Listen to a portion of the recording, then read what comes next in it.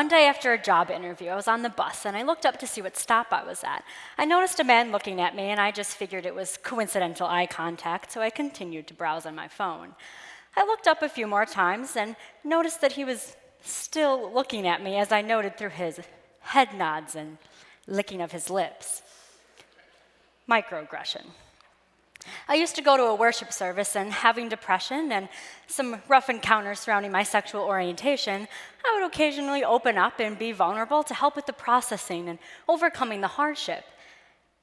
The responses seemed genuine and well-intended. Even so, I still felt as if I was a project. Microaggression. In high school, I was having a conversation about sexual orientations with a friend, and we just could not fathom how someone could be attracted to more than one gender. Microaggression. Now, you may be wondering what microaggression is exactly. Well, these are those things that are small and derogatory. They're comments, slights, and behaviors directed towards a marginalized group or person, usually unintentional. However, they can be intentional. Now, I'll break it down a little bit more, though, for you. There are 3 subcategories: microassaults, microinsults, and microinvalidations. Microassaults are intentional and conscious in nature. These are things directed at someone specifically due to their identity. The man in the bus directed his behavior towards me, and because I'm a woman, it was okay to do so. Microinsults are, well, small insults, so anything rude and demeaning to a person, really. I like to think of this category as the trash bin.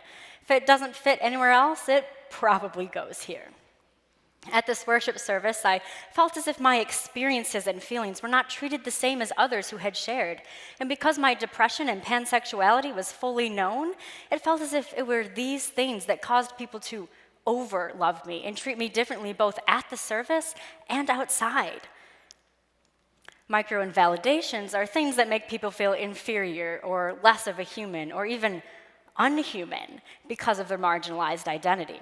In the third story about gossiping with my friend, we denied and devalued the existence of a person's identity and thus concluded that their identity was not possible. Now you may be thinking, well, you didn't direct it at anyone, so how could it have been offensive or microaggressive for that matter? Well, it made me deny the fact that I was attracted to more than just men for just a few more years. Which leads me to my next point. You can microaggress yourself and your own community. I was at a coffee shop, and I had a small print coupon that I handed to the cashier. He was having trouble reading it, and I told him not to worry about it, and he just said, "Oh yeah, it's probably just my small Asian eyes." He implied that A, all Asians have small eyes, and that B, having small eyes is bad. This then sends the message that being Asian and having small eyes is bad and not normal. This then perpetuates the idea that non-whiteness in general is wrong and abnormal. You can microaggress your own community. Now, why is this so important?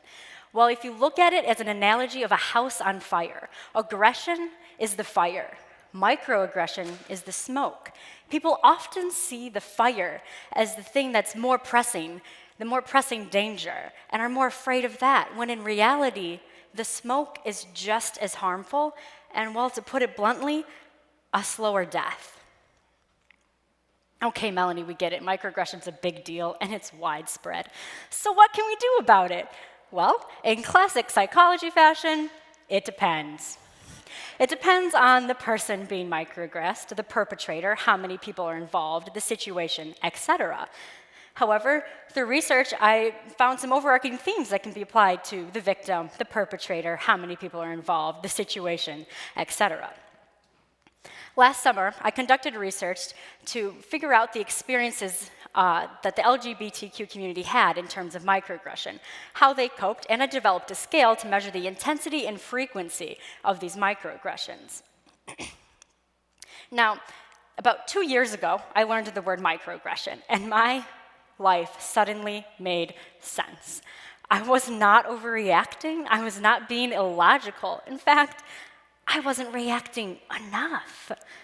And so I started to wonder how Christians played this role in microaggression. And so I did that project for one of my classes. That summer, I decided to make the research official and partook in a research experience with my university under a brilliant advisor. A quick shout out and thank you to Dr. Elizabeth Gray for all your help and support. Now, as I reviewed the existing literature, I noticed a gap. Although research had been done on LGBTQ microaggressions, no scale had been developed. And so the direction of my research changed from finding the likelihood of a Christian to microaggress to determining and developing this scale. My research told me many interesting things.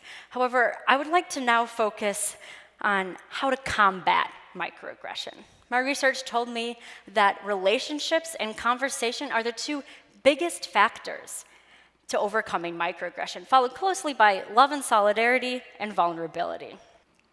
Relationships are crucial to the reduction of microaggression. As two people enter into a relationship with each other, they're making space for the other person in their life and saying, I care about you and want to know you. As this happens, and in order for this to happen, allows for conversation to arise, thus adding and altering to our existing schemas. My participants, when asked about ways to advocate for those microaggressed and their own personal experiences, described conversation as a major factor in the reduction of microaggression and thus the formation of relationships. The conversation we talked about ranged from surface level to talk to deeper conversations about life experiences and hardships. What makes these conversations possible, though, is love and vulnerability. This is why I would argue that love and vulnerability are the central ideas to combating microaggression, despite my results. Love and vulnerability are difficult concepts to grasp and understand, and they often begin to appear as people know each other. Now, the English language does not do justice for this type of knowing. Biblical Greek, however, does. Know, or ginosko, doesn't simply mean the understanding or knowledge of facts or of a person. Ginosko means to perceive, to mark, to discern, to view with favor, to determine by examination, to acknowledge, to resolve, to be assured. I have two friends who do this very well.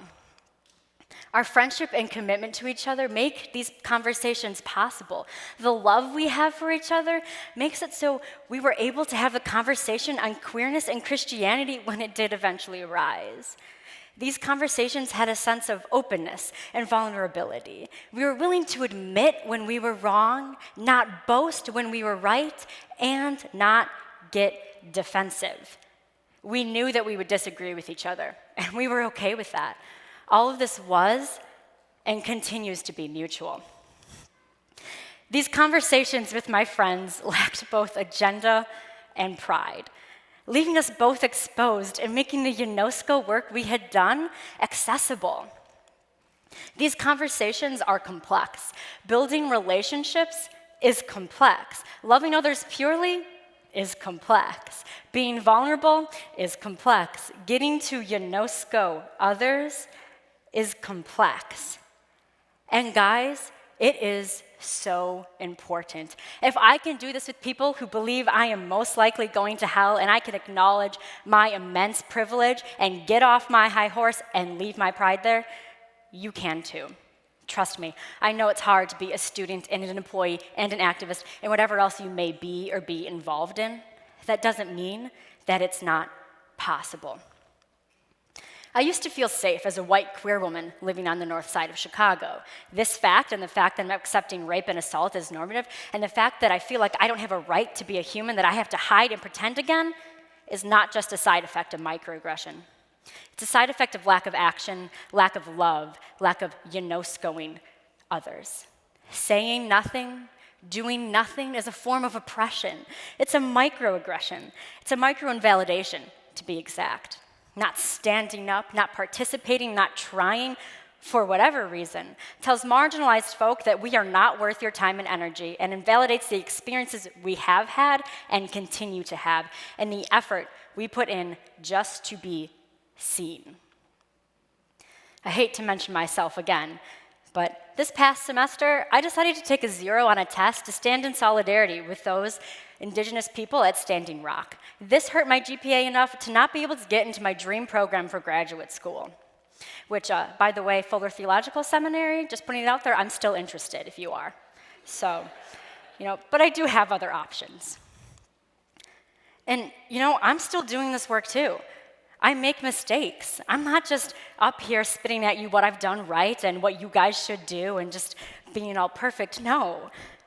I have to take steps back and apologize for the things I say, for the times that I microaggress, because I do it too. Ultimately, though, I care, I try, and I press on.